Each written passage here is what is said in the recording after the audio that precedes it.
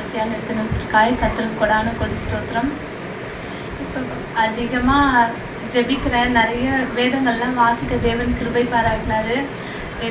எவ்வளோ பிறந்ததுலேருந்து சர்ச்சுக்கு தான் போவேன். ஆனால் எனக்கு என்னன்னா கிறிஸ்டியன் தான் நம்ம சர்ச்சுக்கு போயிடணும். வாரத்தில் ஒரு நாள் சண்டேல என்ன ஆனாலும் பரவாயில்ல, சண்டேனா சர்ச்சுக்கு போயிடணும், அவ்வளோதான். நான் அப்படி தான் நினைப்பேன். இது வரைக்குமே அப்படி தான். எப்போவுமே சண்டே அந்த ஃபங்க்ஷன் இந்த ஃபங்க்ஷன்லாம் எதுவுமே போகக்கூடாது, முதல்ல சர்ச்சுக்கு போய் முடிச்சுட்டு அப்புறம் நம்ம போகலாம், அவ்வளோதான். கரெக்டாக இருக்கணும், ஏசப்பா பிடிச்ச மாதிரி இருக்கணும், அப்படி தான் நினைப்பேன். ஆனால் இப்போ தான் தெரியுது எனக்கு, அப்போ நான் இவ்வளோ நாள் இருந்ததை பார்க்கலாம் திரும்பி பார்த்தா அப்போ நான் கரெக்டாக இல்லை எதுலேயுமே.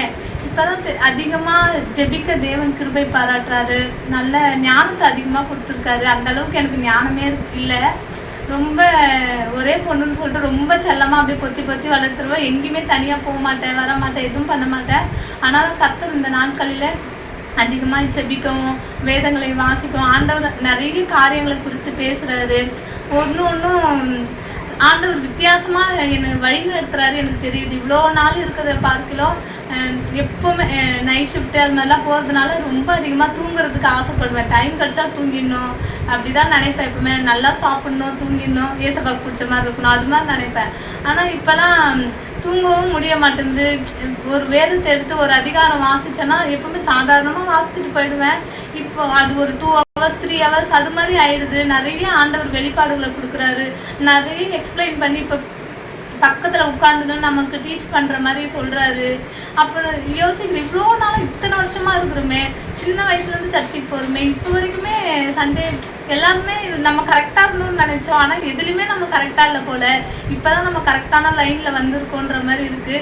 ஏதோ தனியாக ஒரு புது உலகத்தில் போயிட்டே இருக்கிற மாதிரி இருக்குது. நான் மட்டும் என்னை தவிர யாரும் இல்லாத மாதிரி, ஏசப்பா என் கையை பிடிச்சிட்டு அப்படியே போகிற மாதிரி ஃபீல் ஆகுது. நிறைய காரியங்களை தேவனே எனக்கு அவரே அதிகமாக சொல்லி கொடுக்குறாரு. அதுவும் இல்லாமல் கோவம் அது மாதிரிலாம் எதுவும் இல்லை. தேவன் நிறைய காரியங்களை என்ன சொல்கிறதுன்னு தெரில. நிறைய ப்ரேயர் அதிகமாக அட்டன் பண்ண முன்னாடிலாம் ஒரு ப்ரேயர் ரிக்வஸ்ட் சொல்ல சொன்னால் கூட சொல்ல முடியாது. எனக்கு மாதிரி பேச்சிலேயே ஒரு தடுமாற்றம் தெரியும். அப்போவே ஒரு நாள் ப்ரேயர் எடுக்கும்போது கூட இப்போ ஒரு 6 மாதத்துக்கு முன்னாடி இருக்கும், எடுத்துனே இருக்கு. எப்பவுமே யார் இருக்காங்கன்னு பார்த்துட்டு ஒரு மெசேஜ் பண்ணுவேன், நெக்ஸ்ட்டு நீங்கள் அப்படியே ஃபாலோ பண்ணிக்கோங்க, கண்டினியூ பண்ணிக்கோங்க, என்னால் இதுக்கு மேலே முடியாதுன்ற மாதிரி அனுப்பி விட்டுருவேன்.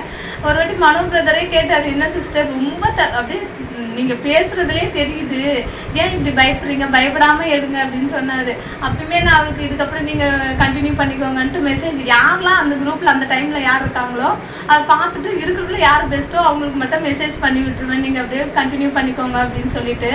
அதுபோல் அது மாதிரி தான் இருந்தேன். அந்த அளவுக்கு எதுவுமே தெரியாது. ஆனால் இப்போது உட்காந்து வேதத்தெல்லாம் வாசிக்கும் போது கர்த்தர் நிறைய வெளிப்பாடுகளை தராரு. இத்தனை வருஷம் எனக்கு அது இல்லை.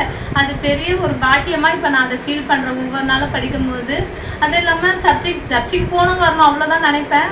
இவ்வளோ நாளாகவே சர்ச்சில் போய் சும்மா உட்காந்துட்டு வந்துடுவேன். வசனம் மட்டும் படிப்பேன். எடுக்க சொன்னால் முதலாலாம் எடுத்து அந்த வசனத்தை மட்டும் படிப்பேன், அவ்வளோதான்.